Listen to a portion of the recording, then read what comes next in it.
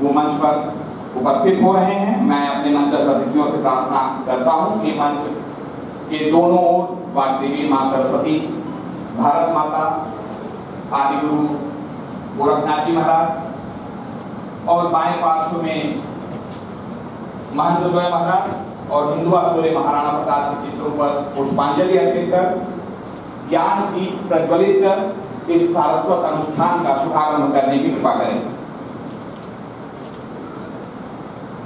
ज्ञान दीप का यह प्रज्वलन भारतीय संस्कृति का अभिन्न अंग है। हम सभी जानते हैं किसी भी इस तरह के सारस्वत अनुष्ठान का शुभारंभ हम ज्ञान दीप के प्रज्वलन से ही करते हैं।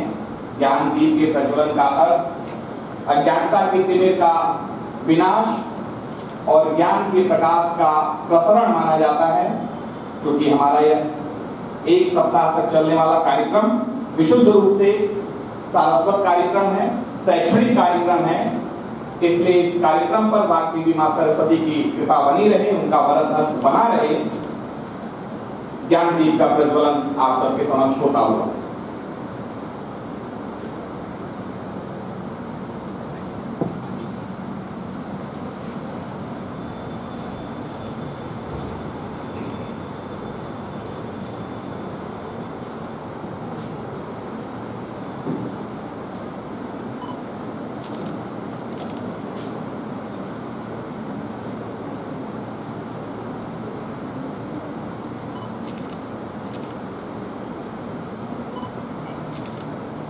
मैं मंचस्थ अतिथियों से अनुरोध करूंगा कि मंच पर अपना यथेष्ट स्थान ग्रहण करने की कृपा करें।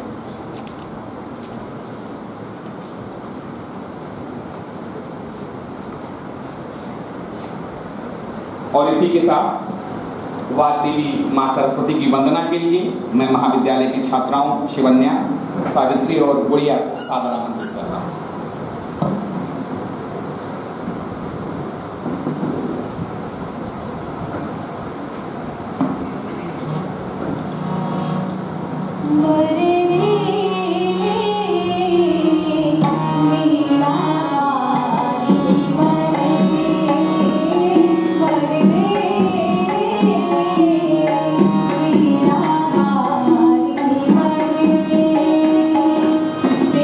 स्वतंत्र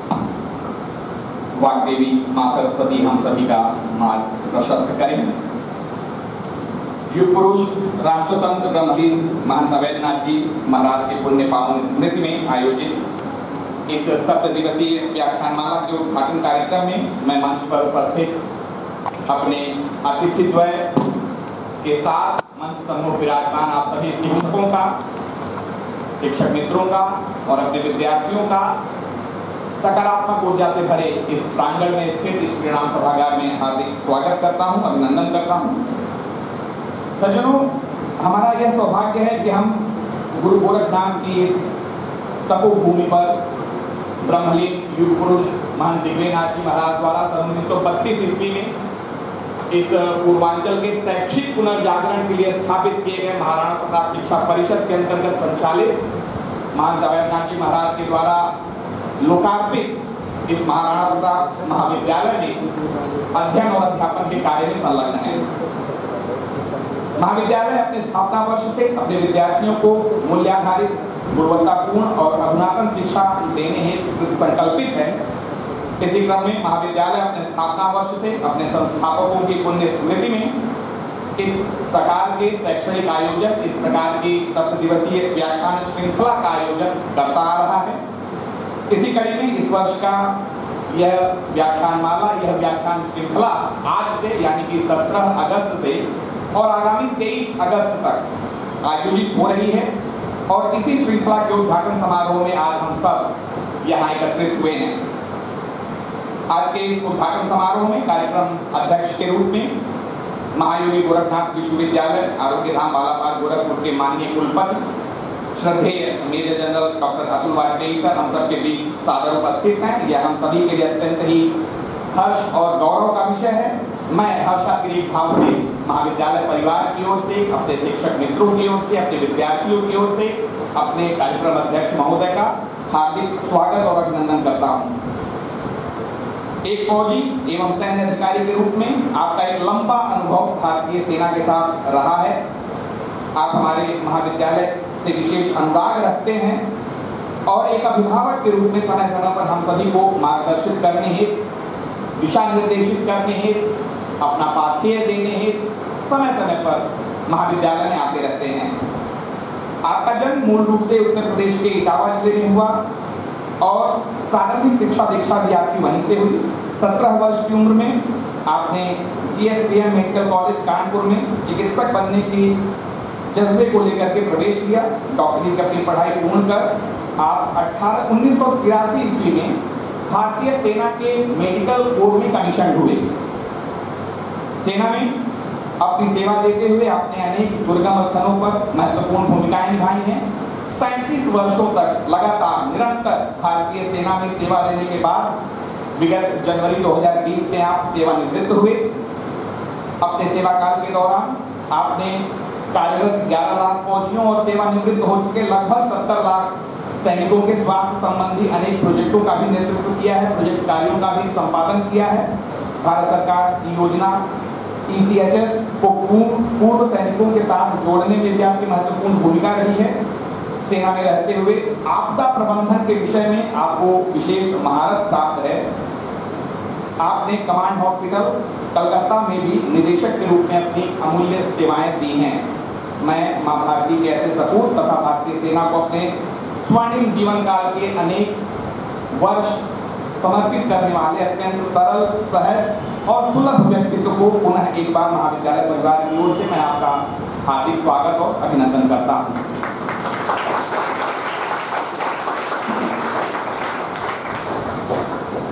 आज के इस उद्घाटन कार्यक्रम में जैसा कि आप देख भी रहे होंगे, मुख्य अतिथि के रूप में हम सबके बीच परम आदरणीय श्रद्धेय गुरुवर प्रोफेसर ईश्वर शरण विश्वकर्मा सर सादर उपस्थित हैं। मैं सर आपका भी महाविद्यालय परिवार की ओर से, अपने विद्यार्थियों की ओर से हार्दिक स्वागत और अभिनंदन करता हूँ।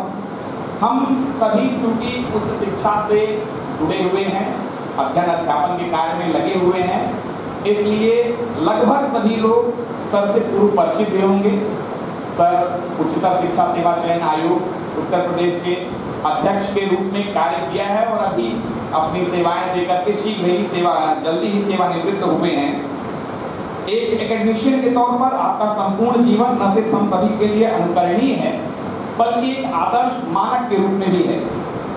यद्यपि आपका व्यक्तित्व, आपकी उपलब्धियां किसी परिचय की मोहताज नहीं है, फिर भी आपके जीवन और उपलब्धियों से प्रेरित होने के लिए अपने शिक्षक मित्रों एवं विद्यार्थियों को आपका संक्षिप्त परिचय देना आवश्यक समझता हूं।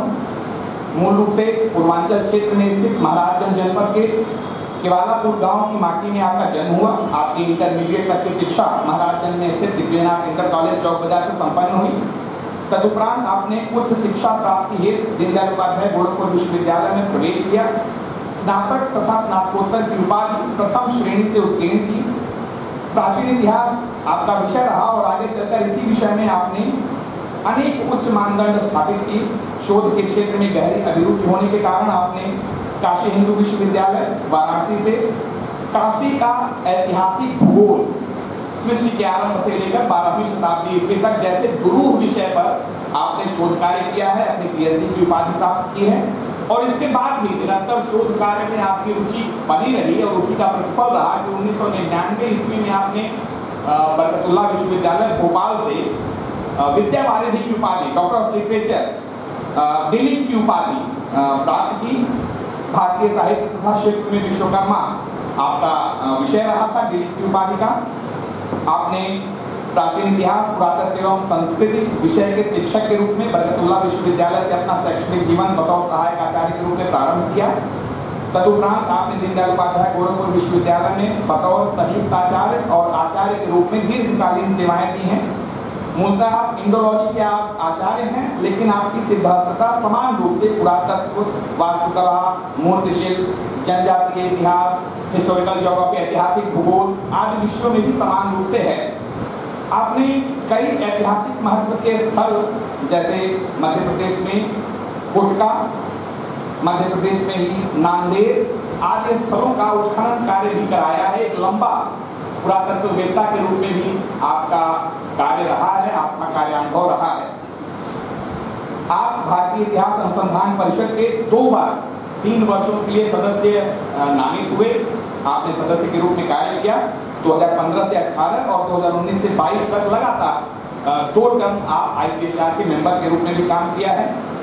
इसके साथ ही अनेक राष्ट्रीय स्तर की संस्थाओं के भी सदस्य के रूप में आपने अपनी सेवाएं दी हैं। आपको 2017 ईस्वी में कौशल रत्न सम्मान, 2017 ईस्वी में ही मानव संसाधन विकास मंत्रालय भारत सरकार की ओर से स्वामी विवेकानंद पुरस्कार भी दिया गया। इंडोलॉजी के क्षेत्र में विशेष योगदान के कारण स्वामी विवेकानंद पुरस्कार भी दिया गया। आपके द्वारा दर्जन भर से अधिक उच्च कोटि के ग्रंथ, उच्च कोटि के रचनाएं लिखी जा चुकी हैं, जिनका सभी के बारे में बता पाना संभव नहीं है, लेकिन कुछ प्रमुख आपकी कृतियां बुंदेलखंड की संस्कृति, युग युगीन ग्वालियर, युग युगीन भोपाल, पूर्वांचल गौरव, युग युगीन सीहोर, भारतीय इतिहास के स्रोत एवं इतिहास लेखन, नारी अतीत से वर्तमान तक, भारतीय संस्कृति में नारी जैसे अनेक ग्रंथों का आपने संपादन कार्य किया है। आप राष्ट्रीय स्तर के कुछ बड़ी ही प्रमुख पत्रिकाओं के प्रधान संपादक के रूप में भी अपनी सेवाएं दे रहे हैं।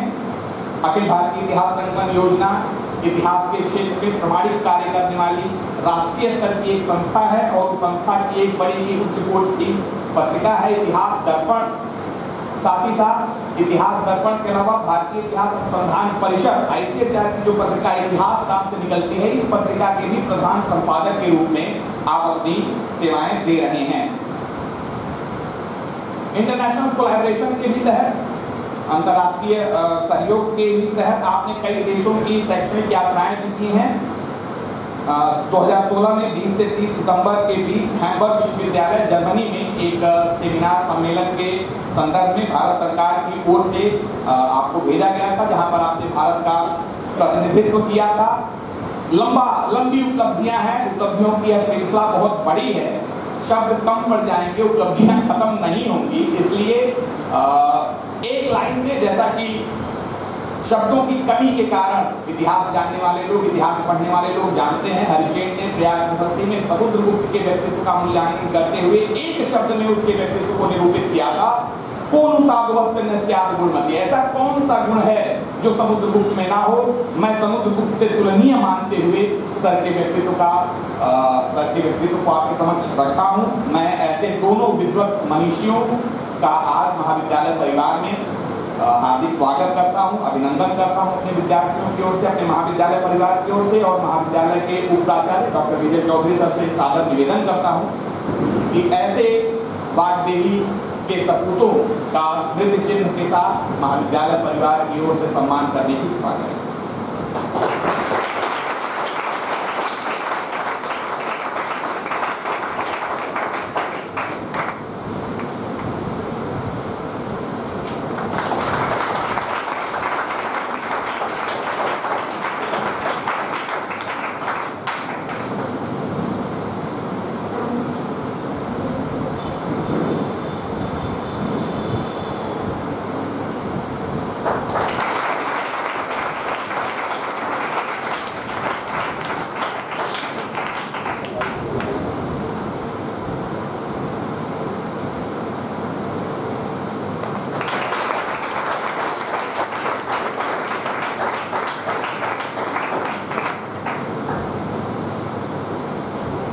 कार्यक्रम को आगे बढ़ाते हुए कुल गीत के लिए मैं महाविद्यालय की छात्राओं को सादर आमंत्रित करता हूं।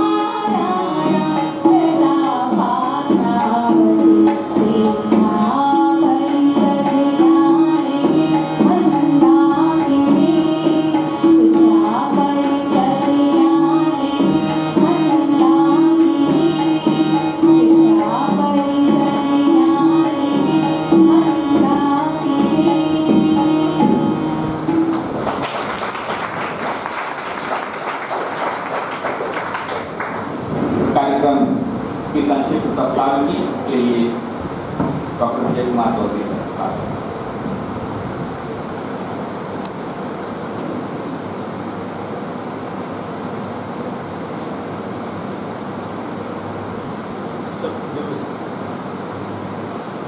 सप्त दिवसीय व्याख्यानमाला के उद्घाटन अवसर पर मंच पर आसीन हमारे अतिथिद्वय, जिनसे सभागार आलोकित हो रहा है, मैं सर्वप्रथम कार्यक्रम की अध्यक्षता कर रहे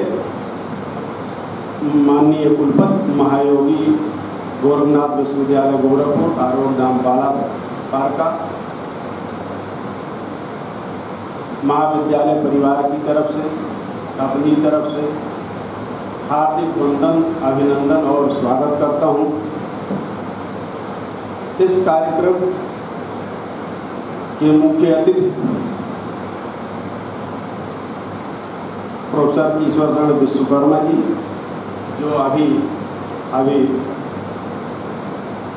उच्चतर शिक्षा सेवा चयन आयोग प्रयागराज उत्तर प्रदेश के अध्यक्ष पद से सेवा निवृत्त हुए हैं। मैं उनका भी हृदय से स्वागत करते हुए सभागार में उपस्थित हमारे अतिथि का मैं महाविद्यालय परिवार की तरफ से स्वागत, अभिनंदन और वंदन करता हूं। कार्यक्रम को गति प्रदान कर रहे डॉक्टर प्रमोद कुमार मिश्र जी, आदरणीय शिक्षक बंधुओं एवं प्रिय विद्यार्थियों, महाविद्यालय की स्थापना काल से ही महाविद्यालय अपने संस्थापकों के प्रति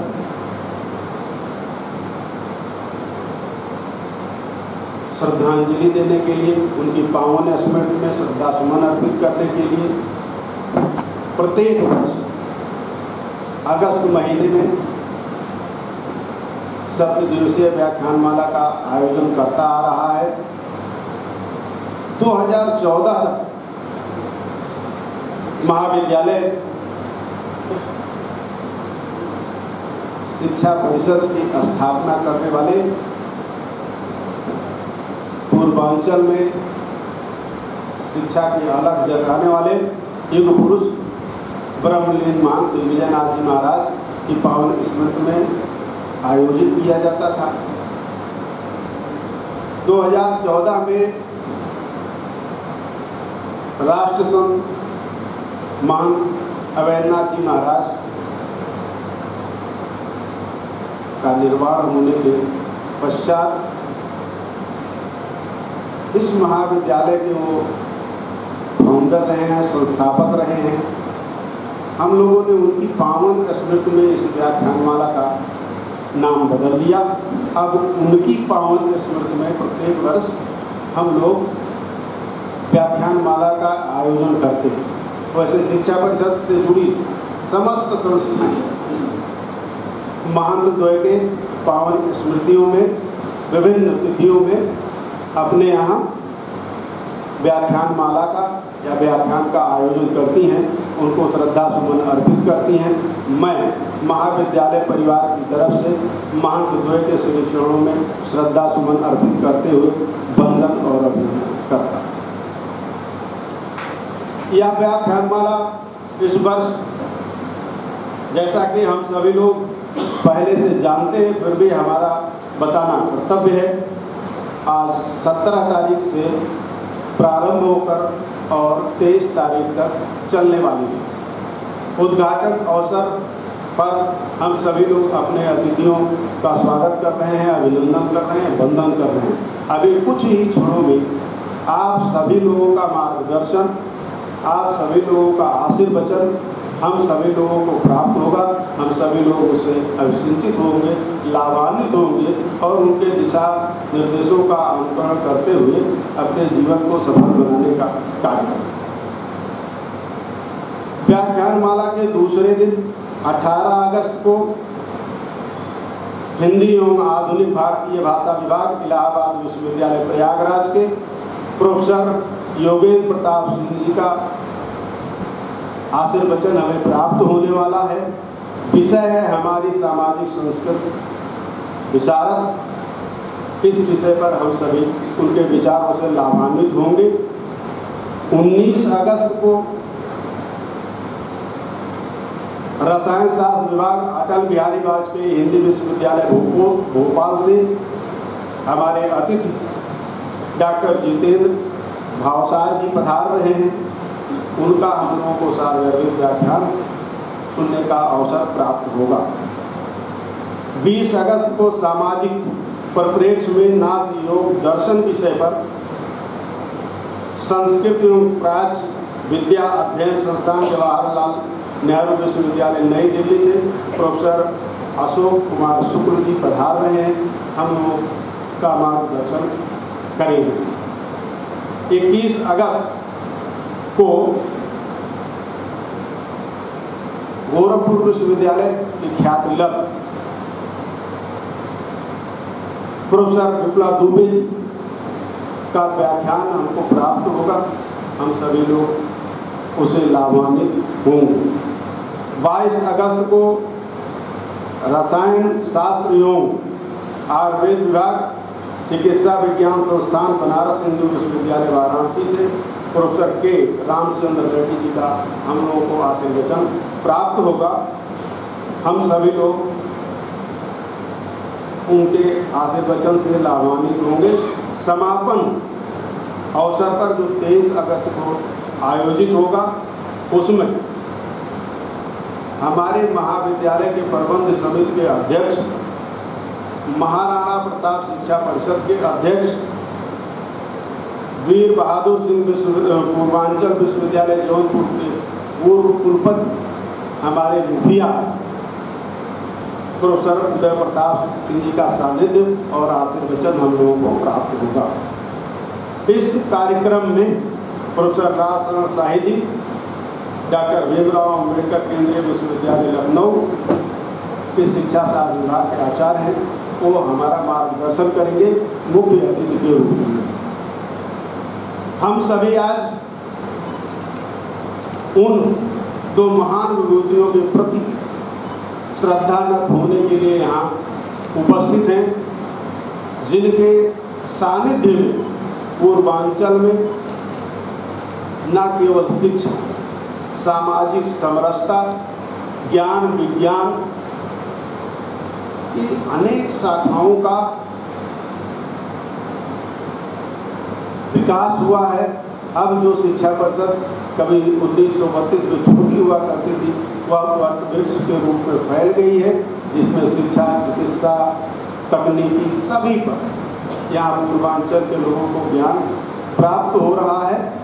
शिक्षा परिषद आगे अपने विभिन्न आयामों के साथ में हम सभी का मार्गदर्शन करते हुए और ज्ञान की ज्योत आगे जगाए रखेगी। सभी लोग शिक्षा परिषद के उसके लिए कृत संकल्पित हैं। अंत में मैं अपने अतिथि द्वय का महाविद्यालय परिवार की तरफ से इस कार्यक्रम में आने के लिए हमारा मार्गदर्शन अभी प्राप्त होगा, आपका पाठ्य प्राप्त होगा, उसके लिए मैं आभार व्यक्त करता हूं और सादर नमन करता हूं।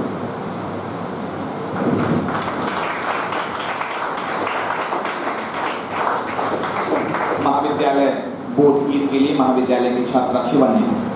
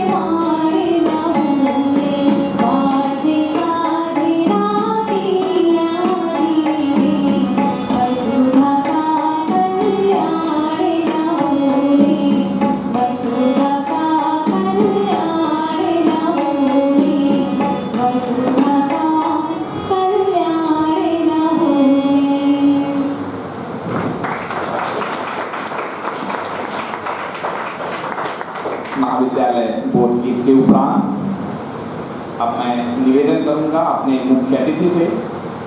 मुख्य अतिथि का उद्बोधन हो, लेकिन उसके पहले मैं एक बात और भी बताने देना चाहता हूँ। हम लोगों के प्रति स्नेह का अतिरेक अगर देखना हो तो आज मुख्य अतिथि जी के आगमन से हम समझ सकते हैं। स्वास्थ्य प्रतिकूल है, दिल्ली में रहकर स्वास्थ्य परीक्षण करा रहे थे, लेकिन उसके बावजूद सिर्फ हम लोगों को आशीर्वचन देने के लिए, हमें मार्गदर्शन देने के लिए सर का आगमन यहाँ हुआ है। और इस कार्यक्रम के बाद पुनः सर आगे दिल्ली रवाना हो रहे हैं। इसी से, इस डेस्परेशन से, इससे हम अपने प्रति सर के लगाव को समझ सकते हैं। सर से मैं सादर निवेदन करता हूँ कि हम सभी को मार्गदर्शित करने की कृपा करें, हमें पाठ्य प्रदान करने की कृपा करें।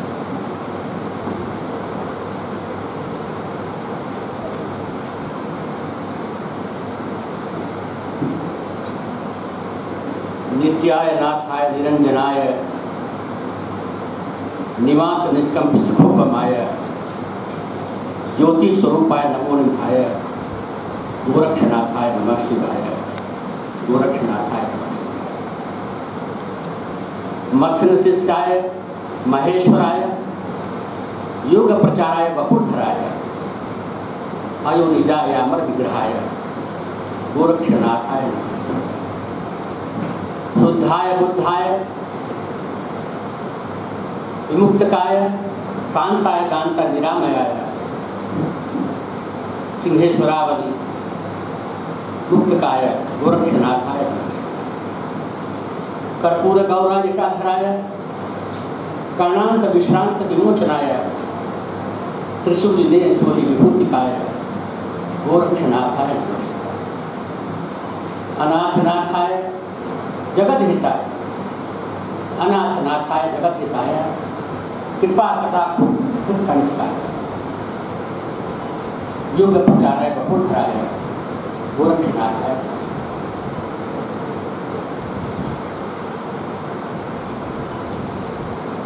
श्रद्धास्पदम चिदात्मानम परमधान धामवासिनम गुरु अविधनाथम प्रणमामः सत्याभ्यम। इन शब्दों के साथ पूरी भारतीय ऋषि परंपरा, गोरक्षपीठ की पूरी आचार्य परंपरा, योगीश्वरों की परंपरा को नमन करते हुए मन का विराजमान जीवन भर देश की सेवा के लिए सैनिक क्षेत्र में अपनी पूरी ऊर्जा को खपाने वाले अंततः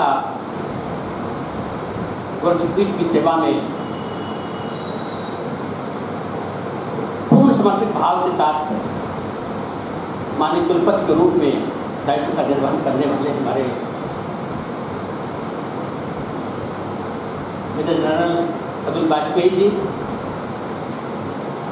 प्राय हम लोग से भेंट होती रहती है, हम लोग रहते साथी हैं, एक ही भवन में हम सब हैं।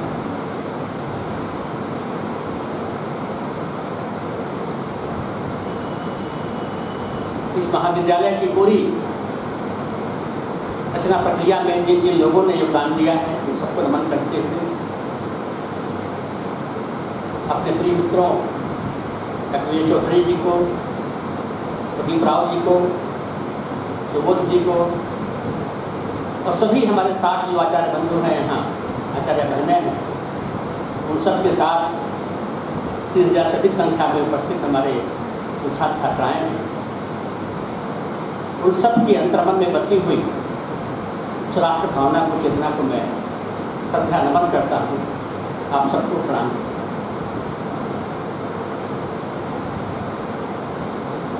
हमारे बीच में विश्वविद्यालय भी है। विश्वविद्यालय शिक्षा संकाय के 2 आचार्य बहनें हमारे बीच में हैं, सुशालिता सिंह जी, शोभा गौड़ जी हमारे सहयोगी रही हैं। अनेक उपक्रमों हमने साथ में काम किया है। आप सबको देख कर अच्छा लग रहा है। कि आप यहाँ पर आए हैं। आज प्रतिवर्ष की भांति एक नया शुभारंभ आप करने जा रहे हैं। यदि कह रहे थे कि 14 के पहले तो हम लोग दोनों ही महान संतों का, युग पुरुष महान विजयराज जी का कार्यक्रम मनाते थे।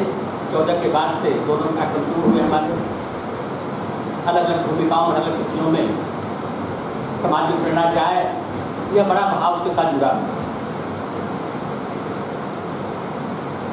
आपने देखा होगा कि जब सुबोध परिचय करा रहे थे, मैं आपके बीच का ही हूँ। गोरक्षपीठ के जिस संकल्पना के साथ शैक्षिक जगत में अत्यंत पिछड़े क्षेत्रों में शिक्षा का कैसे जागरण हो, कैसे अलग जगह, इसके सुदूर महाराजगंज जनपद जो आज हो गया है, चौक बाजार के क्षेत्र में गोरक्षपीठ की पूरी छावनी, वहाँ एक विद्यालय था, दिव्यनाथ उच्चतर माध्यमिक विद्यालय। अब वो इंटर कॉलेज हो गया है, वहाँ महाविद्यालय भी हो गए हैं और विकास हो गया। मैं वहीं का विद्यार्थी। जब पूज्य महाराज जी गीश्वर बने 69 में, मैं 7वीं का विद्यार्थी। 72 में वहाँ से हाई स्कूल करने के बाद क्योंकि वहाँ इंटरमीडिएट नहीं था, इसलिए हमको महाराज आना पड़ा। आगे की सारी बातें तो परिचय में आ गई है। ये कहने का तात्पर्य सिर्फ इतना था कि कैसे सुदूर पिछड़े क्षेत्रों में एक संत, एक मनीषी अपनी पूरी रचना प्रक्रिया में, पूरे चिंतन में उनके उत्थान के लिए कार्य करता है। उसका एक उदाहरण हमारे जैसे तमाम सारे लोग हैं। इसलिए आज के इस अवसर पर यहाँ आना हमारे लिए एक अत्यंत सौभाग्य का विषय रहता है। जब भी कोई अवसर आता है तो मेरा प्रयास यह रहता है कि इसी बहाने आप सबसे मिलना हो। अब पूज्य गुरुदेव के उस दिवंगत उस ब्रह्मलीन आत्मा के प्रति हमारे मन में जो भाव है, उसको अर्पित करने का एक मौका मिला। 2 बातें आपने देखी होंगी। हम सब इस महाविद्यालय को बनते हुए देखा है। ये पूरा क्षेत्र कैसा था, इसका नाम ही है जंगल भूषण। आप कल्पना कर सकते हैं कि क्षेत्र कैसा रहा होगा उस समय, जब इन क्षेत्रों में महाविद्यालय जो कि कोई कल्पना नहीं कर सकता। पूज्य महाराज जी से जब मैंने बताया कि मैं आपके ही विद्यालय का विद्यार्थी हूँ, यहाँ आने के बाद बड़े प्रसन्न हुए। उन्होंने कहा कि मैंने इसीलिए विद्यालय वहाँ खोला ताकि तुम्हारे जैसे लोग वहाँ पढ़ सकें। जब मैं आयोग में अध्यक्ष बना तो उसी वर्ष उस विद्यालय में स्थापना दिवस था। आदरणीय प्रोफेसर वीपी सिंह साहब और प्रदीप राव जी जब वो महाराज जी से पूछने गए होंगे यूपी से, तो वो कह रहे कि उनको बुलाओ ना, उनको वही तो विद्यार्थी हैं। तो दोनों लोग हमको लेकर के उस विद्यालय में गए।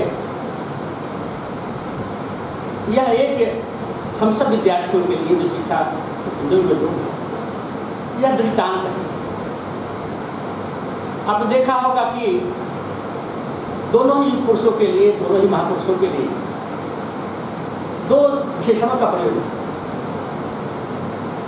एक युग पुरुष महान दिव्यनाथ जी का और महंत वैद्यनाथ जी का राष्ट्र संत कहा गया। इस पूरे महाविद्यालय का नाम ही महाराष्ट्र था। इन 3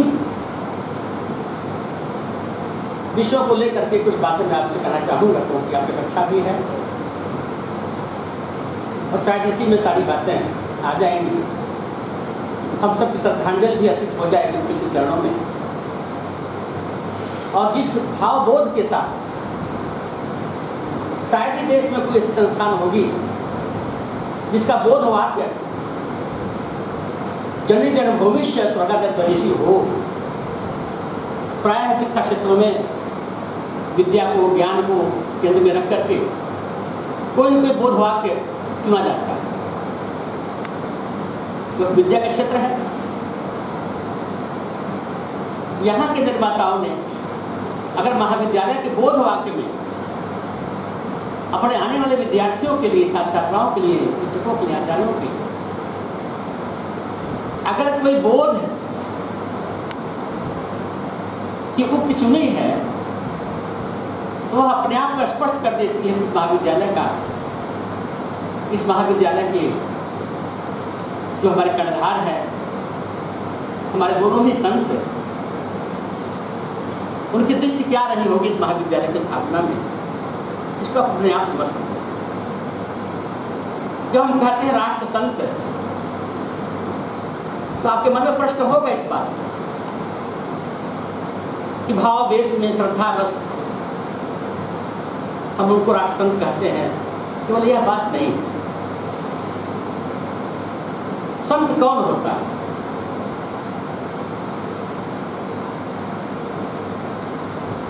संतम सुशांतम सत्यम नमामि। नमन करने का केवल एक ही क्षेत्र बनता है समाज जीवन में और मनुष्यों के लिए, और वो है संत। इसलिए शास्त्र भरे पड़े हैं चीजें। एक संत ने व्याख्या किया है संत कि संत क्या होता है। संत आध्यात्मिकता के आकाश में इंसानियत का इंद्रधनुष।